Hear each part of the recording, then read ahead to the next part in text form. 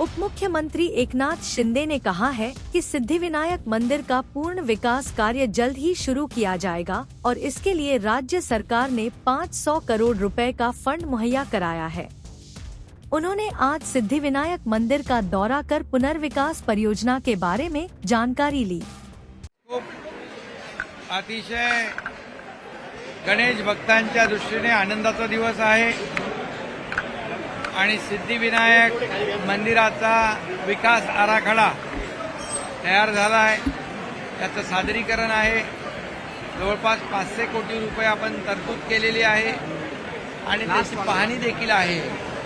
आणि त्याचबरोबर इथल्या ज्या म्हाडाच्या इमारती आहेत या म्हाडाच्या इमारतींच्या पुनर्विकासासंदर्भात जे काही प्रश्न आहेत या संदर्भात देखील काही इमारतींची पाहणी आम्ही करणार आहोत आणि जो रखडलेला पुनर्विकास आहे या माई मतदारसंघातला सदा सरवणकर आपले माजी आमदार आणि सिद्धिविनायकचे अध्यक्ष या ठिकाणी त्यांनी या राहुल शेवाळे आहेत आणि म्हणून या संपूर्ण भागातल्या लोकांना घरं मिळाली पाहिजेत, त्यांचा रखडलेला पुनर्विकास झाला पाहिजे आणि म्हणून या सर्व रखडलेल्या पुनर्विकासाला चालना देण्यासाठी या ठिकाणी आम्ही सुरुवात केलेली आहे।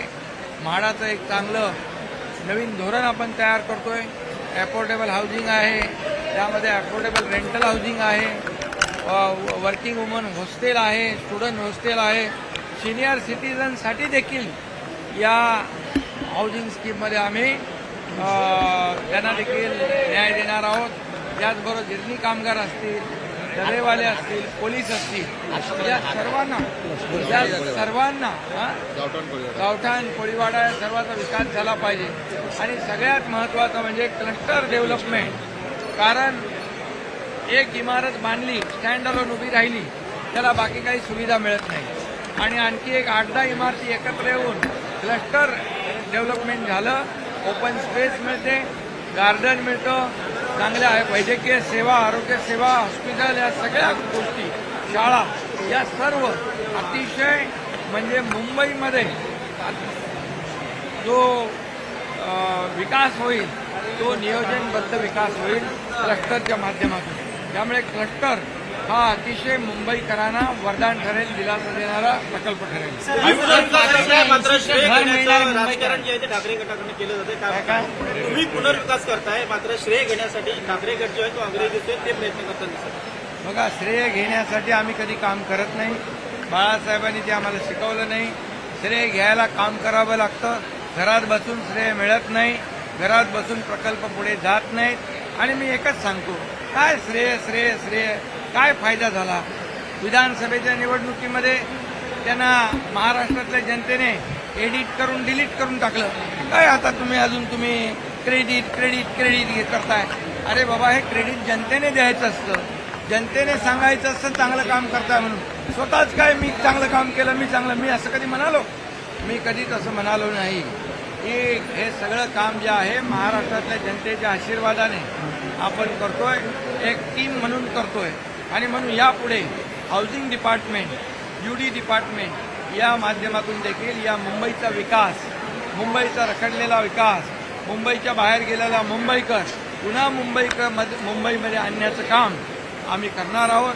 आता मुख्यमंत्री देवेंद्रजी, मी असेल, अजितदादा असेल, आमचं सगळं मंत्रिमंडळ या संपूर्ण विकासाच्या मागे आहे आणि विकासासाठी आता आम्ही फक्त प्रायव्हेट डेव्हलपरवर पण डिपेंड राहणार नाही, ज्यांनी 20-20, 25-25 वर्ष सोडून दिले प्रकल्प, असे प्रकल्प आम्ही SRA, MHADA, MMRDA, BMC, CIDCO या संपूर्ण एजन्सी ज्या आहेत सरकारी त्यांच्या माध्यमातून ते सर्व प्रकल्प मार्गी लावणार आहोत।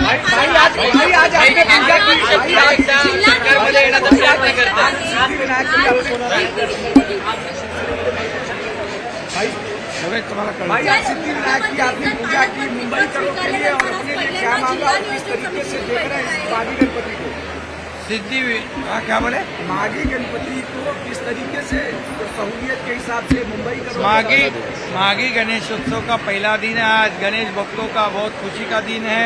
यहाँ पर सब लोग दर्शन ले रहे हैं, मैं भी दर्शन लिया हूँ और यहाँ पर जो सिद्धिविनायक मंदिर है न्यास है, उसका पुनर्विकास होना चाहिए, उसका भी प्लानिंग किया है और उसका भी प्रेजेंटेशन है। और आज इसके लिए 500 करोड़ रुपए के लागत का प्रोविजन किया हुआ है और इसमें एक भक्तों को अच्छी सेवा मिलेगी और यहाँ पर लोग आराम से गणेश जी का दर्शन लेंगे।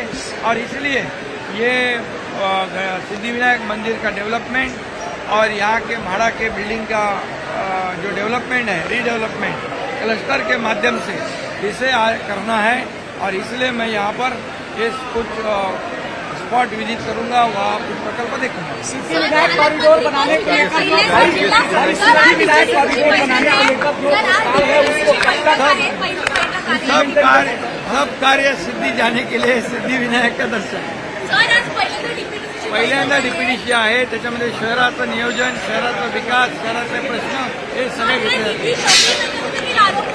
काही चिंता नाही, निधी वगैरे कमी नाही, सरकार बरोबर काम करते, सगळ्या योजना सुरू राहणार, नवीन योजना करणार आहेत त्या चालू ठेवणार, विकास प्रकल्प सुरू राहणार, कल्याणकारी योजना सुरू